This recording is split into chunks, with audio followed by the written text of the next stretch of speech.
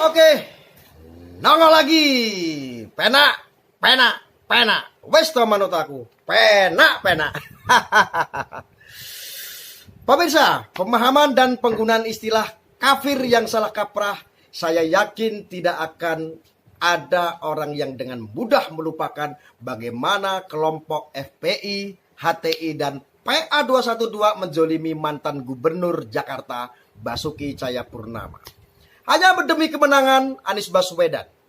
Betapa nyatanya kasus penistaan agama yang digadang oleh mereka adalah sebuah kasus rekayasa yang didesakkan untuk diproses hukumnya dengan menggunakan kekuatan massa.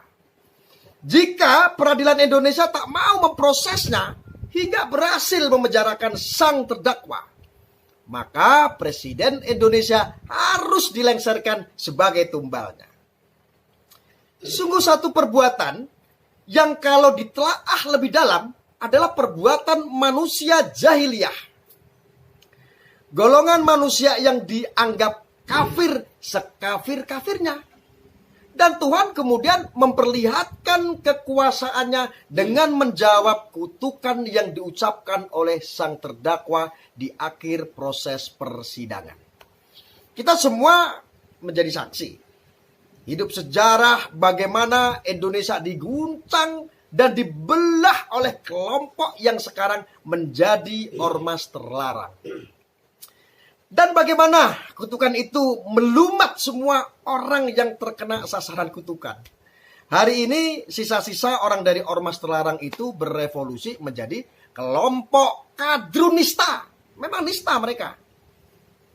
Kadrun atau orang kadang-kadang menafsirkan kadal gurun adalah kelompok yang juga dikenal sebagai kelompok yang senang mengkafir-kafirkan orang lain.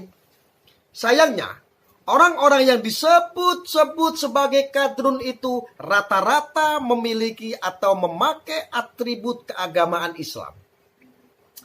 Saya mengatakan memakai atribut ya.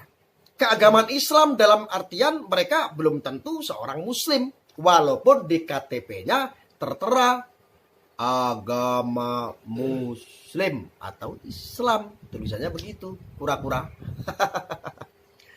Muslim dalam pengertian Al-Quran berarti berserah diri kepada Allah Subhanahu wa Ta'ala. Berserah diri artinya menuju dan berkomitmen patuh untuk menyembah dan bertakwa kepada Sang Maha Pencipta. Setelah mengetahui, mengakui, dan meyakini bahwa tiada Tuhan selain Allah dan Nabi Muhammad adalah utusan Allah. Serta mengakui Al-Quran sebagai kitab suci yang di dalamnya memuat kandungan tentang syariah, akidah dan akhlak yang harus dipatuhi karena telah menyatakan berserah diri yang tadi saya jelaskan.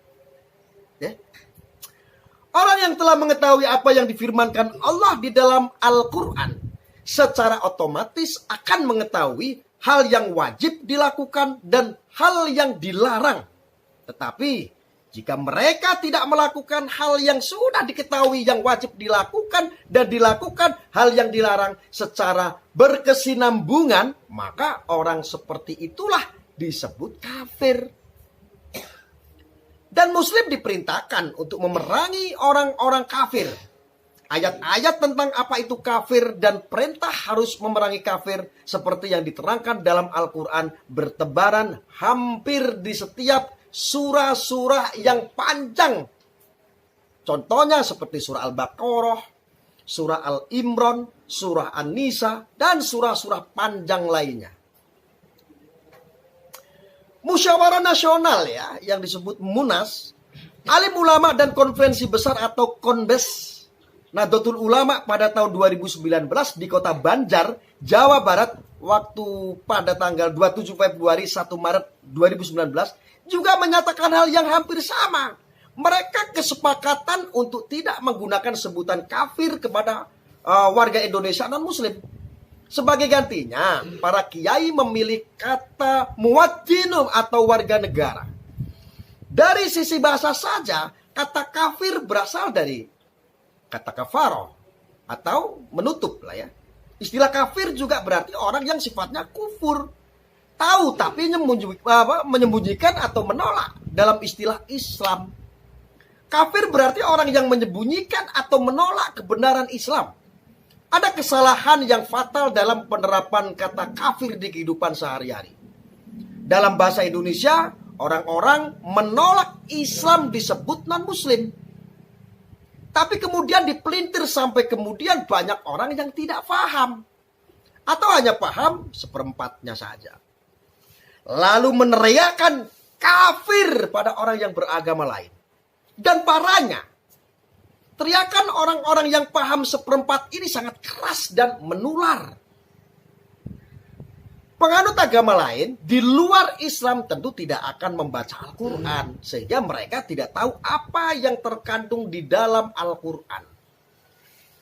Menyerangnya kelompok non-Islam pada Islam tak akan seberbahaya orang yang murtad Islam dari sisi syariah dan akidah. Coba, kalau orang yang murtad Islam menyerang, ibaratnya dia menghujam dari dalam. Contoh nyata, sesosok Abraham bin Moses alias Saifuddin, seorang pendeta yang lahir dari keluarga penganut Islam yang taat. Laki-laki kelahiran 1965 ini sempat bersekolah di SMA Muhammadiyah Surakarta loh. Bahkan sempat belajar di pondok pesantren hingga menjadi guru pesantren yang sama, ya kan? Namun pada tahun 2006 dirinya memutuskan untuk keluar dari Islam dan menjadi pendeta Kristen. Sosok Abraham bin Moses atau Saifuddin inilah sosok kafir sejati yang sesuai dengan apa yang dijabarkan di dalam Al-Quran, dan kafir seperti dialah yang wajib diperangi.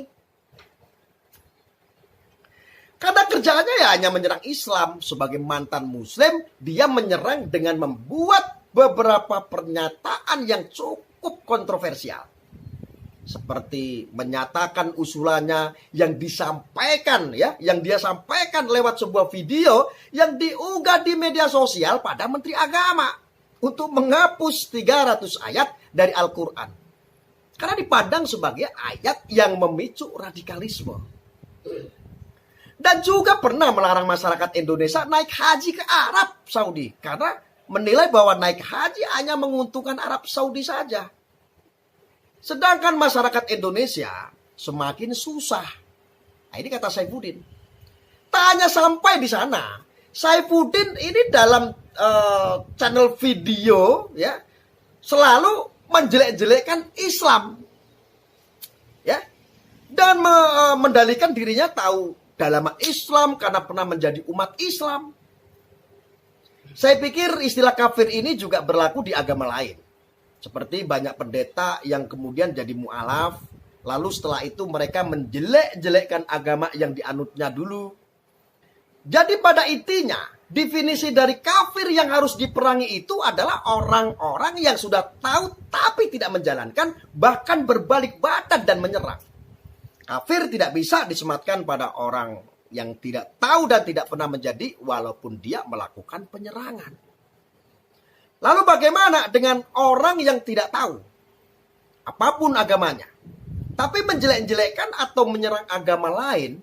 Buat orang seperti itu ada banyak istilah lain, yaitu istilah dengki, iri, bahkan ya keruh ya atau kadarun, kadroh atau kadrun. Nah itu tepatnya bahasa Arabnya itu ya kadrun, itu diambil dari kadar itu. Dari apa yang saya uraikan di atas, saya yakin semuanya memahami tentang kafir. Jadi orang-orang yang baru merasa ingin belajar mencari jati diri, yo jangan pernah akhirnya Anda menjadi orang-orang yang suci lalu gampang menghakimi, gampang mengkafir-kafirkan.